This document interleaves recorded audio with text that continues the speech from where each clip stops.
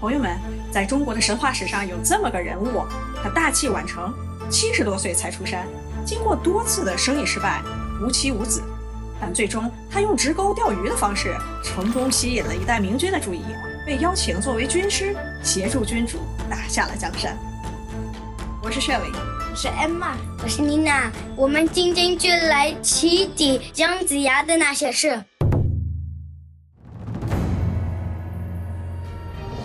话说有一天，昆仑山上玉虚宫里，元始天尊把弟子姜子牙叫到身边，问道：“子牙，你上山有多少年了？”“师父，弟子已经上山40年了。”“40年？”“他几岁上的山？”“32岁。”“我的天哪！那他当时都已经73岁了。”“哎，惊不惊喜？意不意外？”元始天尊继续说道：“人间已经大变样，商纣王残暴无道，你下山去封神，扶助明主，还百姓安宁吧。”“姜子牙愿意吗？”“我觉得呀，他不愿意，不然不会在仙山上一待就是40年。师父，我习惯了山上的生活，不想下山啊。”听了姜子牙的回复呀，南极仙翁坐不住了，上来就是一通劝：“子牙，师命不可违呀！你下山是为了天下苍生，也是你的修行成果呀。”姜子牙这下没办法了，只好收拾包袱，带着琴和剑下山去了。他不会连行李箱都没有吧？嘿，还行李箱？时候呀，就那么一块布摊开，东西放在布上，2对角一扯，打个结，再另外的2对角扯一起，一打结，这就成了。是这样子的吗？是的呀。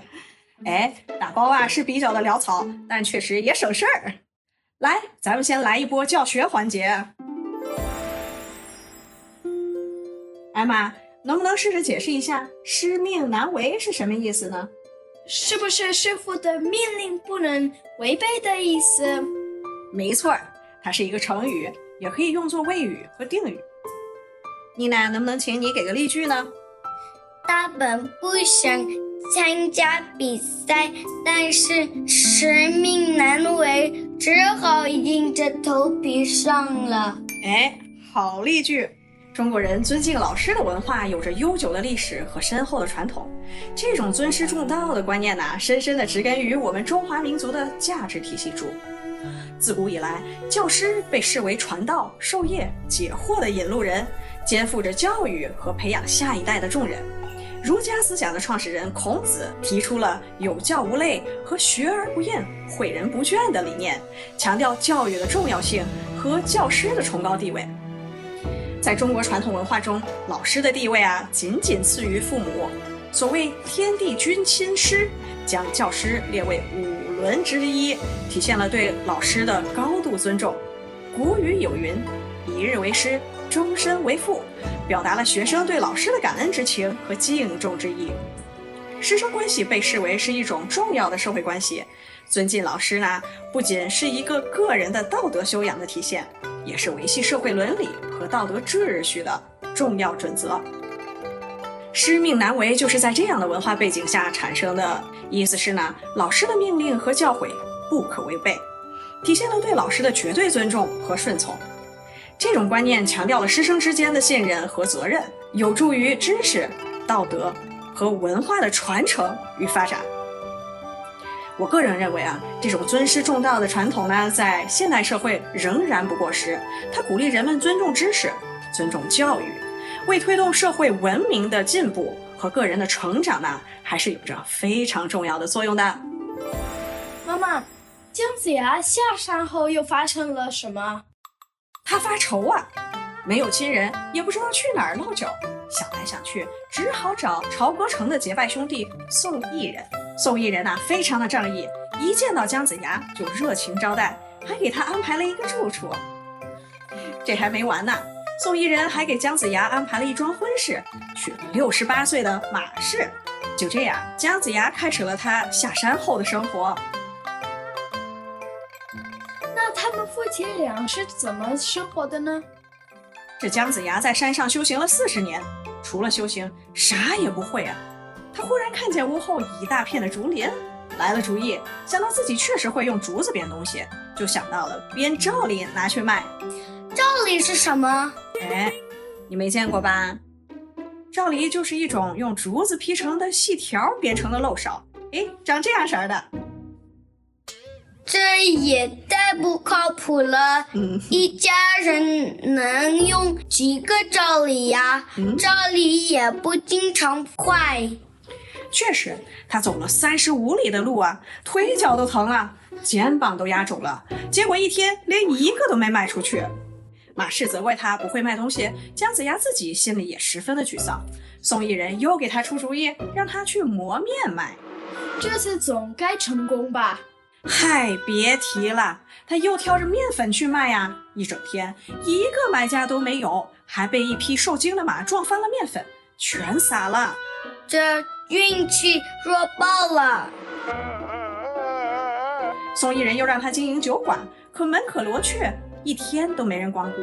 这也太惨了吧！后来呀，他又去贩卖牛羊，结果遇到纣王求雨，禁止杀牛宰羊，他的牛羊被没收了又。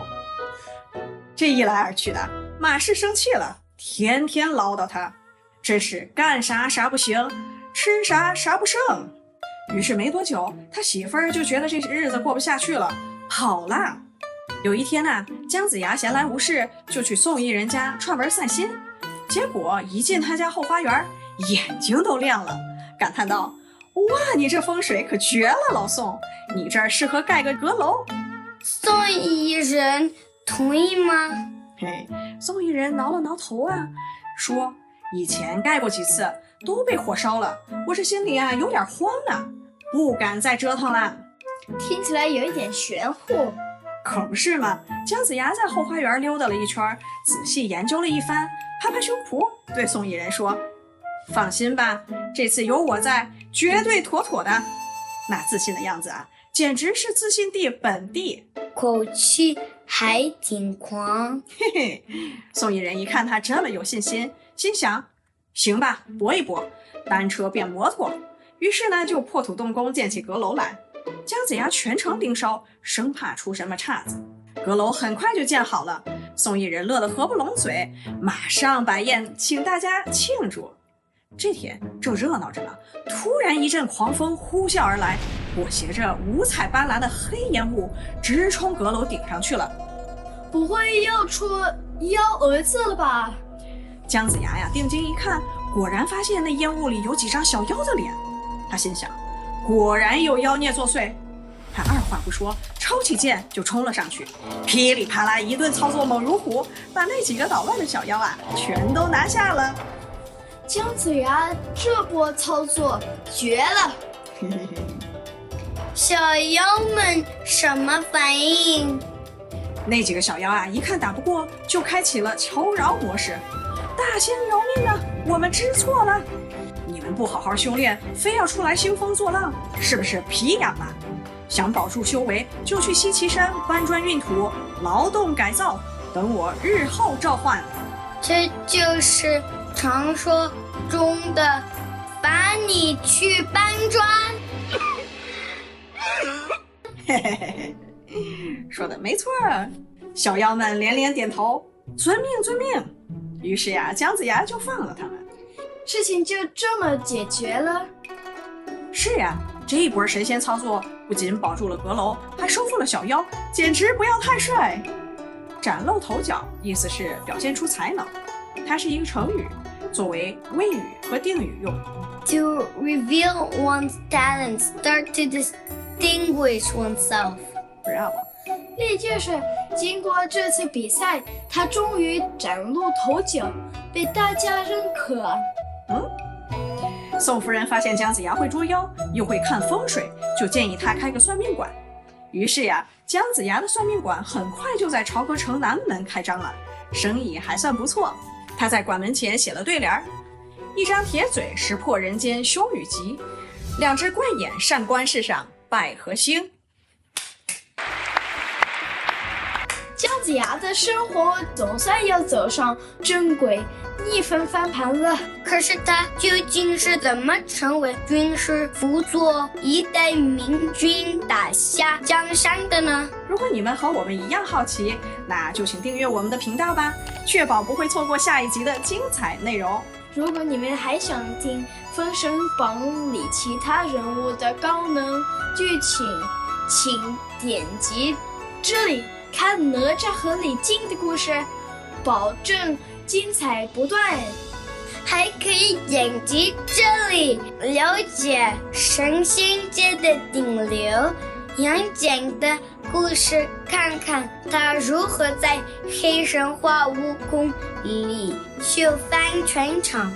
哎，我们下一集江湖再见，晚安，拜拜。好了，editor 能看见你口鼻。你刚才还打了个饱嗝呢。